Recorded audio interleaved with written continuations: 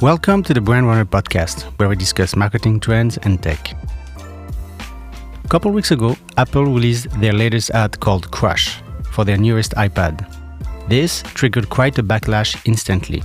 Apple's Crush ad depicted a shocking scene of creative and cultural destruction. One by one, objects representing art, music, literature, and more were mercilessly compacted by an industrial press. I'm putting the link in the show notes. A vintage TV, a record player, and arcade game machine were flattened. Beloved instruments like piano, trumpets, and guitar were crushed into unrecognizable heaps. Books, paintbrushes, cameras, and a classic typewriter. All these iconic symbols of human expressions were pulverized without a second thought. As the jarring visuals played out, the ad seemed to gleefully demolish items holding deep cultural significance to many viewers around the world. At the end of the spot, the new iPad Pro pops out, shiny and new, with a voiceover that says, "The most powerful iPad is also the thinnest."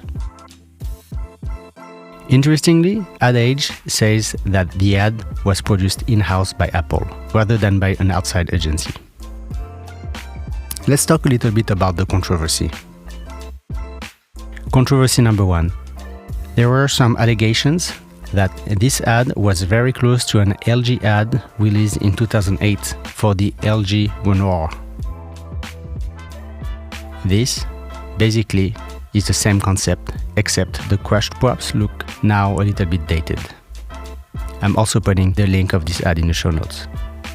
Controversy number 2. The Apple ad didn't really go well with creators. While the ad was meant to be a metaphor about compressing all the tools you use to create in real life into one tool, creators felt that it was disrespectful and was an accurate representation of how technology was suppressing creativity. I think this fear comes from two places. Younger generations feel more empowered than ever before to say what they feel. And number 2, taking into consideration the recent rise of AI, has also been causing great fear about the future of the job market. I did a podcast episode about this topic. From a creative standpoint, I personally think the ad is good. When I first watched it, I wasn't even aware of the controversy and it did not shock me. I understood the metaphor of the digitalization of these tools and games instantly, and I thought it was combining nicely the metaphor with one of the top trending type video online that people can relate to, which is the videos of various objects being crushed by a hydraulic press. I'm putting a nice compilation in the show notes. Following that trend, a sub-trend appeared where dancers replicated the randomness of the press, which also turned viral. It seemed Apple wanted to take this trend to the extreme while adapting it to support its USP. So now let's talk about emotional viewer testing. Andrew Tyndall from System 1 tested Apple's controversial iPad Pro ad with both existing Apple owners and non-owners. The results sparkly highlights the importance of pre-testing ads with real consumers beyond just your current customer base. Watch the video and read the full analysis in the show notes. It's pretty mind-blowing. For Apple owners, the ad scored in the top 2% for long-term creative effectiveness by evoking strong positive emotions. 39% happiness, 8% negative. But for non-owners, it scored the lowest possible rating, provoking intense negative emotions. 14% happiness, 23% negative. This demonstrates that while the ad resonates with Apple's existing customers, it completely misses the mark for potential new customers, likely harming brand growth. Pre-testing only with your current customers leads to blind spots from not understanding how the broader consumer market perceives your advertising. The key takeaways here are: number 1, emotions are critical for understanding ad effectiveness. Number 2, testing only with current customers ignores opportunities for brand penetration.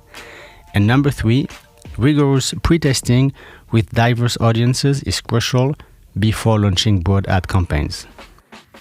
I thought the ad overall lacked a little bit of emotional context. This ad did not make me feel anything, and I did not really connect emotionally. And emotional bonds should be one of the main focuses in brand awareness, to develop that long-lasting relationship with the brand. But here, it seems there was none. While the ad is impressive and satisfying, it does not really tell any story. It does make a point of greatly illustrating the USP of the iPad, one tool to replace all of your favorite in-real-life tools packed into one modern Swiss Army knife. Regarding the controversy, the fact that the ad for LG was also a smartphone makes the Crush ad easily comparable. But talking about the backlash, there was no backlash back then when the ad from LG got out. There was much less visibility as to what extent that tech could have replaced the workforce. Historically, the man fears what he doesn't know, so it could have easily turned into a similar backlash, if not worse. With the current sensitivity around how GPTs are changing our lives and the job market, the main backlash has been perceiving the ad as crushing human creativity as we relate to it. In a first mea culpa, this is the first time Apple issued a public apology. This ad was first posted on Apple's YouTube channel, getting 1 million views in 2 days. And Tim Cook's Twitter account feed stacking over 53 million views. Apple decided to cancel the TV broadcast of this 60-second ad. There is not much information online about the creative process of this ad.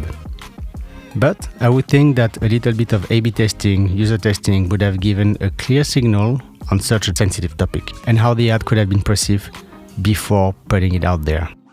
Not sure that Apple did this or not though. It can also be that they did expect some negative comments, but maybe not in the extent that it happened just in a few days following the release. That's it for today. Thanks for listening. This was Brand Runner.